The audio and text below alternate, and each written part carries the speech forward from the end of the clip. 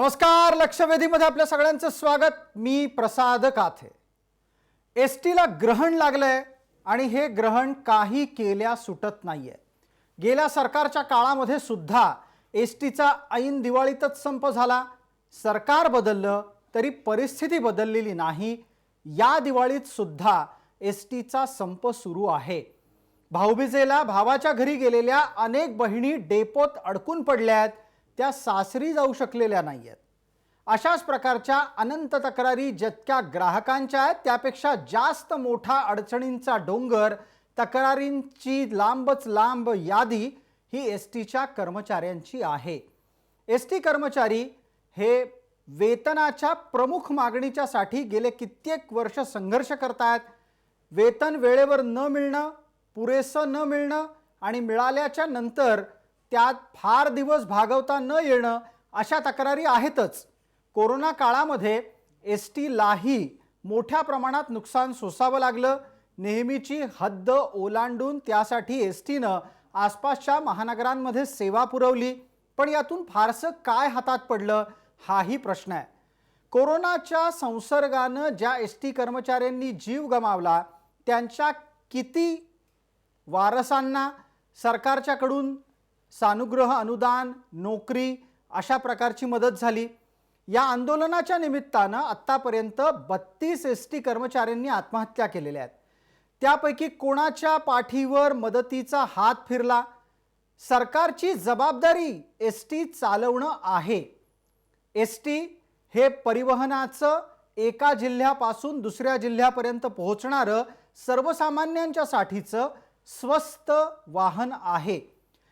राज्य सरकारची जबाबदारी या क्षेत्रात याचसाठी महत्त्वाची आहे, कारण गोरगरीब जनतेला स्वस्त दरातलं हक्काचं आणि आश्वस्त करणारं परिवहन उपलब्ध करून द्यायची ही राज्य सरकारच्या खांद्यावरची जबाबदारी आहे। परिवहन सेवा नफ्यात आणण्याचा प्रयत्न जरी करता येत नसला तरी पण ही परिवहन सेवा ना नफा ना तोटा तत्वावर निश्चित प्रयत्न करून चालवता येऊ शकते। दुर्दैवानं कुठल्याच परिवहन सेवेकडे कुठलंच सरकार तशा पद्धतीनं प्रयत्न करताना पाहत नाही।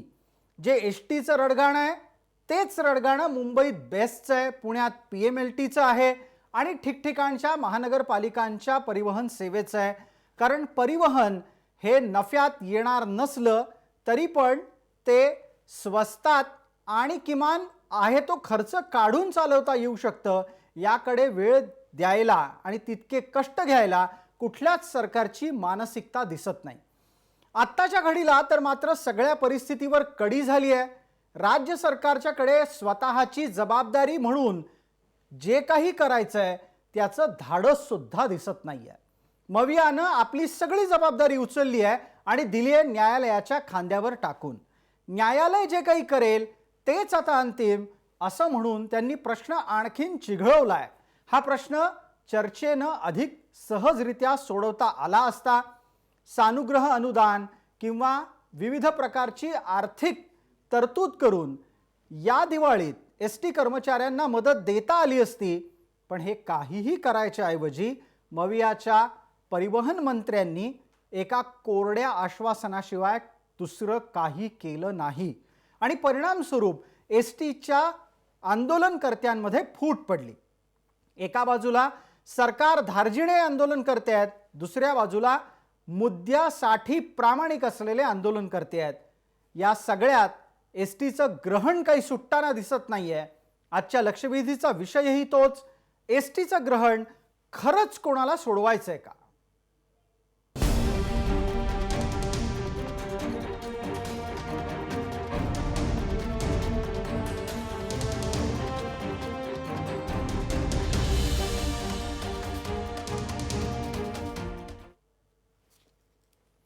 या चर्चेमध्ये आपल्याबरोबर सहभागी होणाऱ्या मान्यवरांचा आपल्याला परिचय करून देण्यापूर्वी या एसटीच्या आंदोलनाच्या निमित्तानं जनसामान्यांच्या काय भावना आहेत ते पाहणं गरजेचं आहे। हा व्हिडिओ जो आता आम्ही आपल्याला दाखवणार आहोत तो एका आजीबाईंचा व्हिडिओ आहे। त्या आजीबाईंनी आपली भूमिका ही एसटीच्या समर्थनात उतरवली आहे। एक सर्वसामान्यांच्या प्रतिनिधी म्हणून त्या अनेक डेपोंमध्ये गेल्या आणि तिथं त्यांनी या संपूर्ण प्रकरणावर आपलं समर्थनही दिलं। या आजींचा हा व्हिडिओ आधी पाहू, त्यानंतर चर्चेला पुढे नेऊ। ड्रायव्हर कंडक्टरनी द्राक्षाच्या बागेत कामं केली, कशाला ही काँग्रेस राष्ट्रवादी पाहिजे? गोरगरीब कसा जगतोय आज? मुसलमानाचा घ्या, मराठ्याचा घ्या, आमच्या मतावर ही भाडी लागले ती का खेडूपाडी प्लाट या काँग्रेस राष्ट्रवादी कुठं गोळ्या घाल, पण संप मागे घ्यायचं नाही एवढं माझं आव्हान आहे तुम्हाला। मी प्रत्येक डेपोत जाऊन ही सांगणार आहे, कोरोना काळात ड्रायव्हर कंडक्टरनी द्राक्षाच्या बागेत कामं केली, कशाला ही काँग्रेस राष्ट्रवादी पाहिजे? गोरगरीब कसा जगतोय आज? मुसलमानाचा घ्या, मराठ्याचा घ्या, आमच्या मतावर ही भाडी लागले ती का खेडूपाडी प्लाट या काँग्रेस राष्ट्रवादी कुठं गोळ्या घाल, पण संप मागे घ्यायचं नाही एवढं माझं आव्हान आहे तुम्हाला। मी प्रत्येक डेपोत जाऊन ही सांगणार। ही जनसामान्यांची प्रतिक्रिया आहे। शक्यता अशीही असू शकते की या आजी आपला संताप व्यक्त करतायत, त्यांच्या घरातलंच कोणी ना कोणीतरी कदाचित एसटीशी निगडीत असू शकतं। पण याचा दुसरा अर्थही आपल्याला लक्षात घ्यावा लागेल, तो म्हणजे एसटी कर्मचाऱ्यांच्या घरातली वेदना सुद्धा या निमित्तानं बाहेर आलेली असू शकते। आपल्याला चर्चेकडे वळायचं आहे। आपल्या सोबत असलेल्या मान्यवरांचा आपल्याला पटकन परिचय करून देतो। आपल्या सोबत कोल्हापूर आणि नागपूर इथून एसटी कर्मचारी आहेत, आंदोलनकर्ते एसटी कर्मचारी आहेत। आपल्या सोबत कोल्हापुरातून उत्तम पाटील आहेत, नागपुरातून अजय हटवार आहेत, त्याचबरोबर राजकीय प्रतिनिधी या नात्यानं आपल्या सोबत मवियाचे प्रवक्ता प्रतिनिधी म्हणून अरुण सावंत आहेत आणि भारतीय जनता पार्टीकडून डॉक्टर अनिल बोंडे आहेत। सर्व मान्यवरांचं आपण या चर्चेमध्ये स्वागत करूयात। माझा पहिला आणि थेट प्रश्न आत्ताच्या घडीला उत्तम पाटील यांच्यासाठी असणार आहे। उत्तमराव, माझा आवाज आपल्यापर्यंत येतोय का?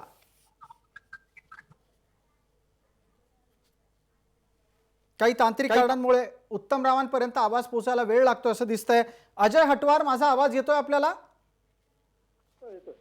जी अजय हटवार, आपला आवाज बारीक येतोय, आपण थोडंसं खणखणीत आवाजामध्ये सांगायचंय। आजच्या घडीला न्यायालयामध्ये हा प्रश्न नेऊन हा प्रश्न चिघळवण्याची गरज होती का? याच्या ऐवजी हा प्रश्न प्रत्यक्ष आंदोलनकर्त्यांशी चर्चा करून सोडवता आला नसता का? अजयजी, आपलं उत्तर? बरोबर आहे, आपण जे म्हणता त्यामध्ये काही जुमत नाही आहे। जर संघटनेला म्हणा, जे कोणी गेले, ज्यांनी कोणी हा संप पुकारला किंवा इतर महाराष्ट्रातल्या सर्व संघटना, ज्या काही 28 संघटना आहे आणि कृती समितीमध्ये आमच्या 17 संघटना आहेत, त्यांना बोलवून हा प्रश्न चर्चेनं सोडवता आला असता। आणि चर्चा म्हणजे काय, मागणी फक्त एकच आहे की एसटी महामंडळाला राज्य शासनात विलिनीकरण करा, हा एकच प्रश्न आहे। त्याशिवाय दुसरी चर्चा होऊच शकत नाही। तेव्हा ह्या चर्चेवर चर्चा करून हा प्रश्न सोडवता आला असता। आपण असं सांगता आहात की राज्य सरकारच्या सेवेमध्ये एसटीचं विलिनीकरण झालं पाहिजे। अरुण सावंत, ही एक प्रमुख मागणी आता उरली आहे। याआधी वेतनाच्या संदर्भातल्या ज्या मागण्या होत्या त्याबद्दलची कोरडी आश्वासनं आपण पाहिली। न्यायालयात हा प्रश्न जाण्याच्या आधी कर्मचाऱ्यांनी पण आपली भूमिका समजून घेतली आणि आपला आंदोलनाचा भाग हा केवळ एका मुद्द्यापुरता आणून संरक्षित केला, मर्यादित केला। आत्ताच्या घडीला अरुण सावंत, तुमच्याकडून पुन्हा एकदा समिती गठीत करायचं आश्वासन दिलं जातंय की राज्य सरकारच्या सेवेत महामंडळाच्या कर्मचाऱ्यांना घेता येईल का हे समिती ठरवणार। आता मला सांगा, हा विषय जर लवकरात लवकर मार्गी काढायचा असेल, लावायचा असेल, तर या समितीच्या घोळात एसटीच्या कर्मचाऱ्यांना का अडकवायचं? हे पहा, राजकारणाचा जर भाग बाजूला ठेवला तर सर्व काही करता येईल। महाविकास आघाडी सरकार जे काही आहे ते सर्वतोपरी एसटी कामगारांच्या हितासाठी काय करता येईल याच्याकरता दररोज बैठका घेऊन काही ना काही त्याच्यावरती उपाय शोधत आहे। मागच्या वेळेस जर आपण सरकार पाहिलं, भारतीय जनता पार्टीचं सरकार या राज्यामध्ये होतं, त्यावेळेस सुद्धा एसटी कामगारांचा संप झाला होता आणि त्यावेळेस जेव्हा एसटी कामगारांनी विलिनीकरण आमचं राज्य सरकारमध्ये व्हावं याच्याकरता मागणी केलेली होती, त्यावेळेस यांचे जे प्रदेशचे अध्यक्ष आहेत चंद्रकांत पाटील दादा, हे काय म्हणाले होते की संप अगोदर मागे घ्या नाही तर तुम्हाला फटके देऊ. आपल्याला हे वाक्य जर आठवत असेल तर या भारतीय जनता पार्टीच्या नेत्यांचा दुटप्पीपणा तुम्हाला ध्यानात येईल. आज ते काय करत आहेत, 250 एकूण जे काही आपले डेपो आहेत त्याच्यामधल्या काही डेपोंमध्ये भारतीय जनता पार्टीचेच आमदार आणि नेते मुद्दामून स्वतः जाऊन तिथे टाळं ठोकत आहेत आणि ऐन दिवाळीच्या काळात आज जनतेला जे काही भोगावं लागत आहे त्याच्याकरता कारणीभूत पूर्णपणे हे भारतीय जनता पार्टीचे नेते मंडळी हे काम करत आहेत. आणि ठीक आहे सावंत साहेब, आपला मुद्दा पोहोचला. एक छोटी विनंती आपल्याला करतो, आपल्याकडे कदाचित स्पीकर सुरू आहे त्यामुळे तुमचाच आवाज फिरून परत येतोय. कृपया आपण बोलत असाल तेव्हा आपल्याकडचा स्पीकर बंद करावा. मुद्दा आपला लक्षात आलाय, अनिल बोंडेंना त्याचं उत्तर द्यायचं आहे. अनिल बोंडे साहेब, आपण या सगळ्या प्रकरणावर उत्तर देण्यापूर्वी एक संदर्भ चर्चेमध्ये जोडतो. तो असा आहे की राष्ट्रवादी काँग्रेसचे अध्यक्ष शरद पवार यांनी एसटीच्या आंदोलनकर्त्यांना विनंती केली की हे आंदोलन मागे घ्यावं आणि त्याचबरोबर त्यांनी हे सुद्धा सांगितलं की प्राप्त स्थितीमध्ये विरोधक हे आंदोलन भडकवत आहेत. वस्तुस्थिती काय आहे? बोंडे साहेब, आपला माईक अनम्यूट करा फक्त. खरं म्हणजे आंदोलन भडकवण्याची कोणतीही आवश्यकता वाटत नाही, कारण एसटीचे कामगार सुज्ञ आहे आणि आज कोरोनाच्या काळामध्ये एवढं त्यांनी परिश्रम केल्यानंतर मृत्यू झाल्यानंतर 50 लाखाची मदत सुद्धा त्यांच्यापर्यंत पोहोचली नाही. आणि आता त्यांच्या काही नेत्यांनी मांडवली करून जेव्हा हा संप मिटेल असं करण्याचा जो प्रयत्न केला त्यानंतर सगळे एसटीचे कर्मचारी स्वतः जमा झाले. त्यांनी स्वतःच्या संघटनाचं नेतृत्व झुगारून लावलं. इंटक सारखी संघटना असेल किंवा कामगार सेना असेल जी शिवसेनेची आहे त्यांचं नेतृत्व झुगारून लावलं. आज कोणाचे नेतृत्व नाही, आज सर्व कर्मचारी जमा झाले आणि ते म्हणतात की कर्मचारी एसटीच्या माध्यमातून आम्ही विलिनीकरणाची मागणी ठेवतोय.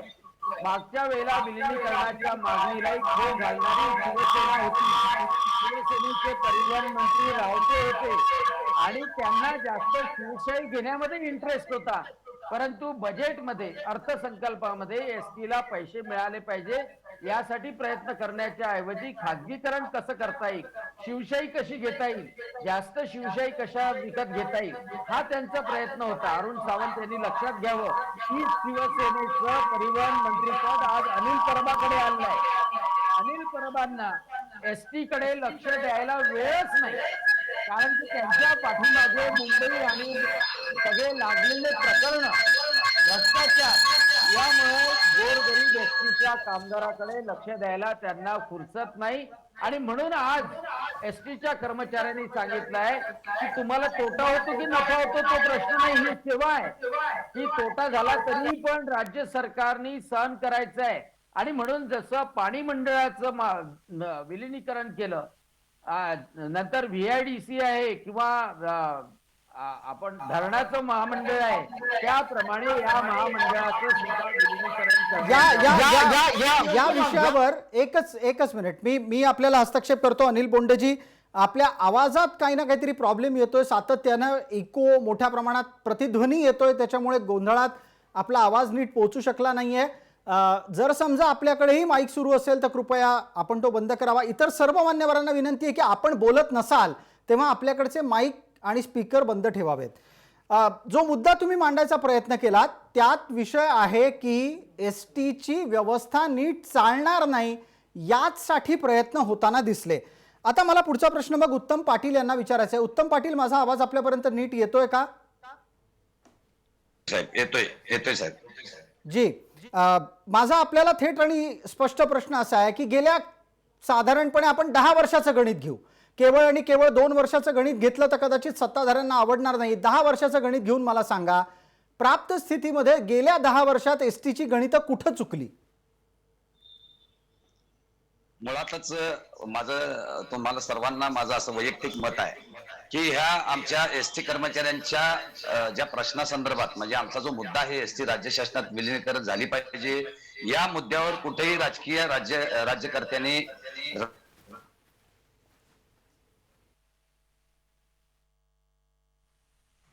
एसटी कर्मचारी प्रश्नाच्या संदर्भामध्ये मग प्रमुख जी उत्तम पाटील, आपण बोलत राहा. हॅलो हॅलो हॅलो हॅलो आवाज येतोय, माझा आवाज आपल्याला येतोय का? हॅलो, येतोय साहेब. माझं म्हणणं असं आहे की कोणत्याही राजकीय व्यक्तीने आमच्या एसटी कर्मचाऱ्यांच्या प्रश्नावरती राजकारण करू नये. एकंदरीत एसटीची 10 वर्षातली परिस्थिती बघितली तर आम्ही ना सत्तेतल्याला नावं ठेवणार ना विरोधी पक्षाला. कारण सत्तेतले विरोधी पक्षात होते त्यावेळी आमची बाजू मांडत होते आणि आता विरोधी पक्षातले सत्तेत होते त्यावेळी आमच्या बाजूने नव्हते. मला सांगा, मुळात आमचं मत आहे की लाखो प्रवाशांना खेडोपाड्यापर्यंत सेवा देणारी ही एसटी महामंडळ, 1 लाख कुटुंबाचा उदरनिर्वाह ज्या महामंडळावर चालतो त्या सर्वांना जर न्याय द्यायचा झाला तर ही एसटी राज्य शासनात विलिनीकरण झाली पाहिजे. यासाठी गेले 12 दिवस माझे कर्मचारी महाराष्ट्रभर रस्त्यावरती आहेत. या जनभावना माणसाच्या कुठेतरी विचारात शासनाने घेतल्या पाहिजेत. कोर्टाने सुद्धा आमच्या भावनांचा आदर केला पाहिजे. आज एवढ्या तुटपुंज पगारामध्ये, आज कोरोना मधला साहेब जर काळ घेतला तर कोरोनामध्ये महाराष्ट्र बंद असताना एसटी कर्मचाऱ्यांचं योगदान नाकारता येण्यासारखं नाही. महाराष्ट्र चालू असल्याची जाणीव एसटी कर्मचाऱ्यांनी करून दिली. त्यामध्ये 300 कर्मचारी माझे मयत झालेले आहेत. 36 लोकांनी आमच्या आत्महत्या केलेल्या आहेत. मग अजून किती आत्महत्यांची हे शासन वाट पाहणार आहे? किती दिवस हा विलिनीकरणाच्या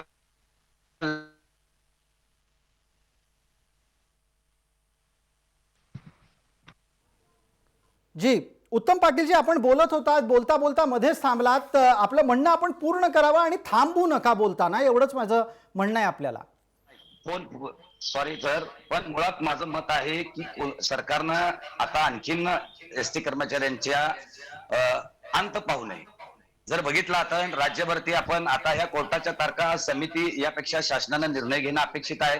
देशामधले 6 राज्य परिवहन महामंडळ जर विलिनीकरण झाले असतील तर महाराष्ट्र राज्यातलं, आशिया खंडातलं सर्वात मोठं महामंडळ का विलिनीकरण होत नाही का? या एसटी लाखो मराठी कर्मचारी, माझं म्हणणं आहे की मराठी बांधव, आज एकीकडे आपण मराठी माणूस म्हणून सत्तेत बसलोय तर का मराठी लोकांना न्याय देत नाही?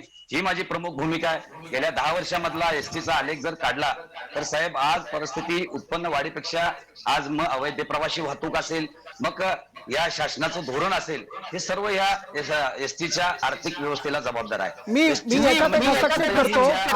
आपल्याला पटकन डॉक्टर बोंडे यांना बोलतं करायचं आहे. डॉक्टर बोंडे साहेब, या सगळ्या चर्चेच्या दरम्यान आपल्यापर्यंत ही माहिती पोहोचली असेल की सरकार एक समिती स्थापन करणार आहे. ती समिती असं ठरवणार आहे की प्राप्त स्थितीमध्ये विलिनीकरण करता येतं का नाही. आता मला सांगा, विलिनीकरणाची मागणी काही नवीन नाही. ही मागणी गेल्या अनेक वर्षांपासूनची आहे. आत्ताच्या स्थितीला विलिनीकरण करता येतं का नाही याच्यासाठी समिती स्थापन करून आंदोलनकर्त्यांना चर्चेच्या घोळात अडकवण्याचा प्रयत्न आहे, असं आमचं ठाम निरीक्षण आहे.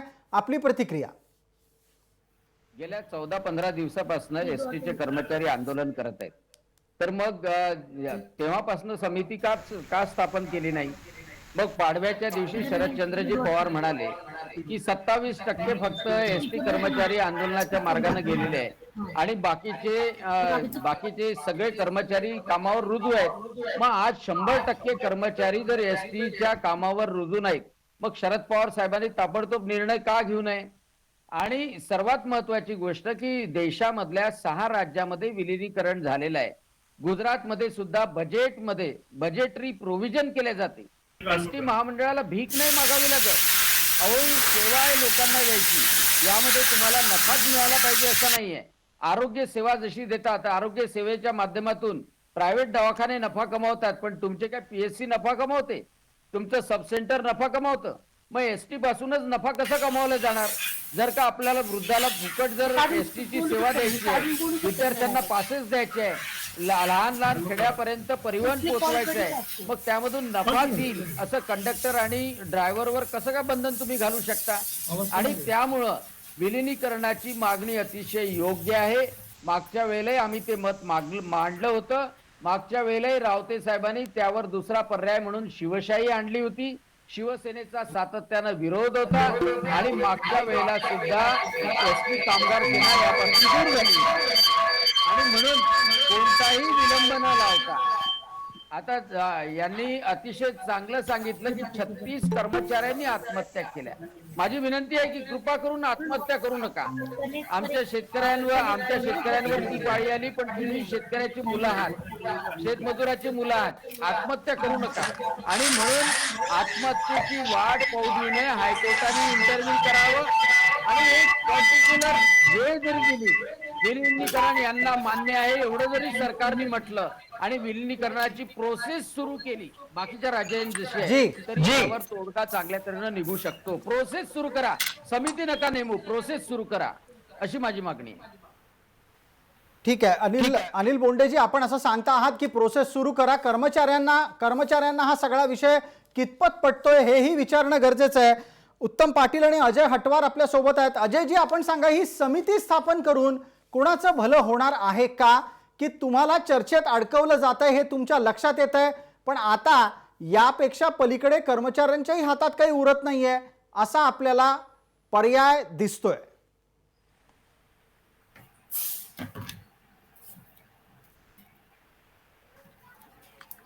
अंगावर येते तेव्हा फक्त समिती नेमण्याचं काम केलं जाते.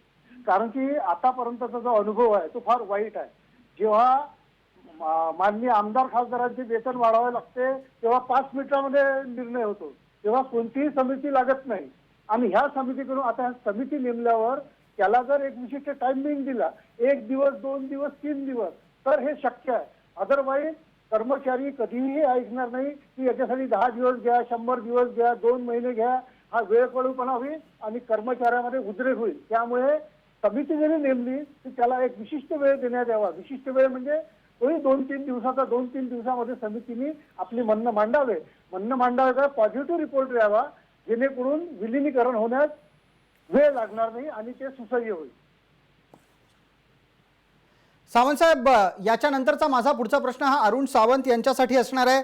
सावंत साहेब, माझा आवाज आपल्यापर्यंत नीट पोहोचतोय? अरुण सावंत यांना आपल्याला प्रश्न विचारायचे आहेत, कदाचित त्यांच्यापर्यंत पोहोचायला काही अडचणी येत आहेत असं दिसतंय. सावंत साहेब, माझा आवाज आपल्याला येत असेल तर आपण कृपया तसं सांगावं, म्हणजे माझा प्रश्न आपल्याला विचारता येईल. होय होय, आवाज पोहोचतोय. जी, आता एक थेट मुद्दा असा आहे की सरकार समिती स्थापन करण्याच्यासाठी निर्णय घेऊन चुकलंय.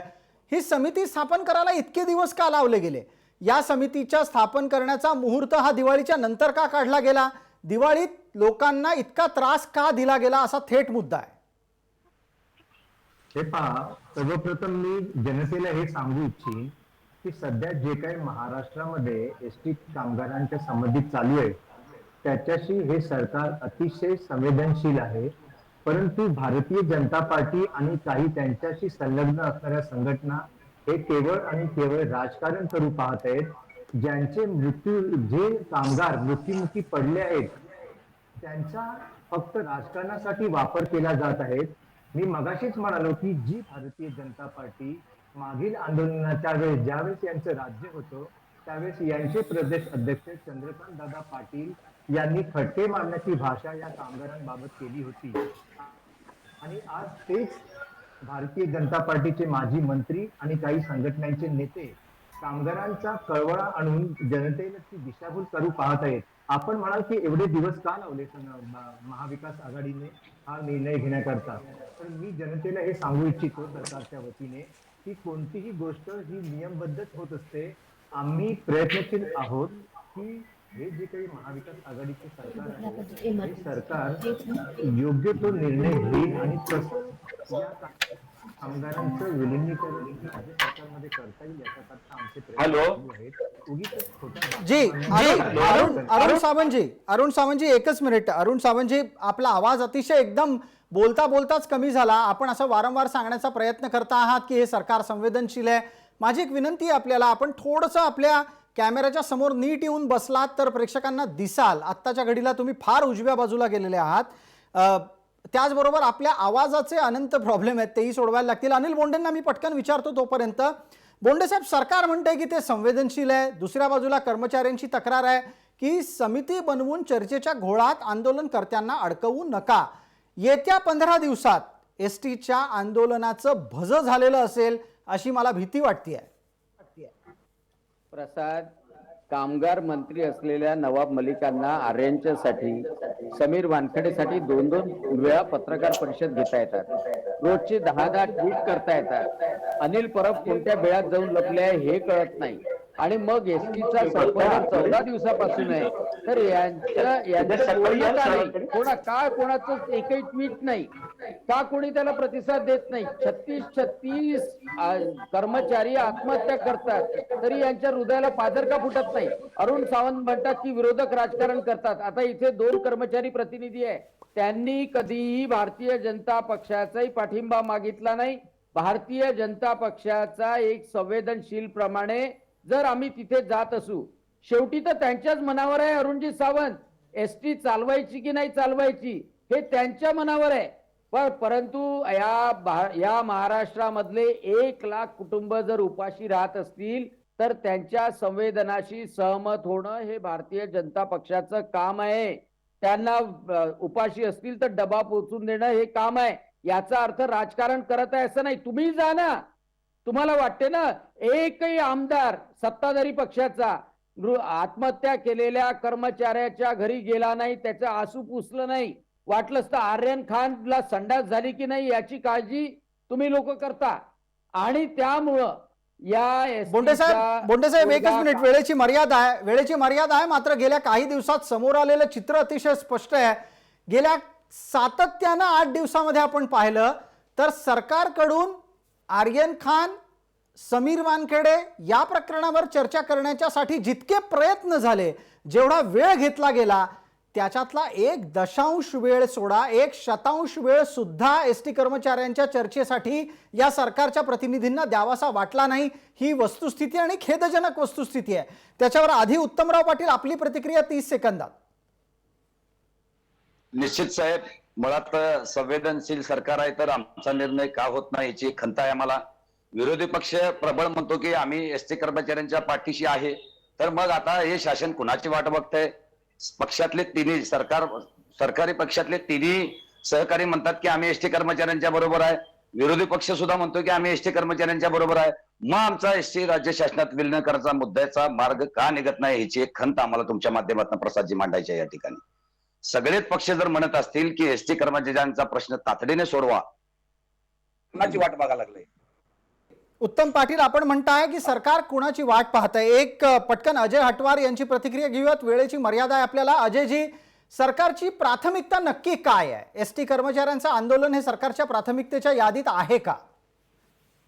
सरकार साहेब कोणाचंही असो, चाहे आताचे आघाडी सरकार असो किंवा युतीचं सरकार असो, हे दोन्ही सारखे आहेत. दोन्हींनी आतापर्यंत वेळ काढूपणा केला आहे. अजय हटवार, याच्यातला एक गमतीचा भाग नोंदवायला लागेल. युतीचं सरकार असो की आघाडीचं सरकार असो, आपल्याला हे लक्षात ठेवावं लागेल की युतीच्या काळात सुद्धा शिवसेनेकडेच परिवहन विभाग होता. आता सुद्धा परिवहन विभाग शिवसेनेकडेच आहे. परिणामी या सगळ्या प्रकरणात सर्वाधिक जबाबदारी ही शिवसेनेकडे जाते आणि शिवसेनेचे प्रतिनिधी या चर्चेवर, या मुद्द्यावर बोलायलाही तयार नाहीयेत. हटवारजी बोला. बरोबर आहे तुमचं म्हणणं. सेनेचं सरकार आणि बीजेपीचं सरकार यापूर्वी होतं. आदरणीय फडणवीस साहेब हे नागपूरला आमच्या अधिवेशनाला आले होते 2016ला. 40,000 एसटी कर्मचाऱ्यांच्या समोर आमची जी मागणी होती तेव्हा आर्थिक मागणी की 7वा वेतन आयोग आम्हाला द्या. तेव्हा राज्य सरकारला 7वा वेतन आयोग सुरू झाल्यानंतर आम्ही तुम्हाला देऊ हे 40,000 लोकांच्या समोर आदरणीय फडणवीस साहेबांनी म्हटलं. परंतु त्यानंतर आम्हाला संप करावा लागला. त्यांनी ती मागणी पूर्ण केली नाही. मग त्यातून हा जो विलिनीकरणाचा मुद्दा आहे, जर 7वा वेतन आयोग आम्हाला राज्य सरकारप्रमाणे देत नाही तर मग आम्हाला तुम्ही राज्य शासनामध्येच विलिनीकरण करा, हा त्यातून निघालेला मुद्दा आहे. बिलकुल. आपल्याला एक पटकन वेळेच्या मर्यादेपोटी आपल्याला थांबवत अरुण सावंत यांना एक संधी द्यायची. अरुण सावंत, या चर्चेतला शेवटचा मुद्दा आपल्यापर्यंत घेऊन येतो. आता कर्मचाऱ्यांचा थेट प्रश्न आहे तो सरकारी सेवेमध्ये समाविष्ट होण्याचा. याच्यासाठी तुमच्याकडून कालमर्यादा घालून उत्तर दिलं जाणार आहे का समितीच्या घोळात कर्मचारी अडकले जाणार आहेत? आपला आवाज आपण सुरू करावा आणि मग आपलं म्हणणं मांडावं. अरुण सावंतजी, माईक सुरू करावा.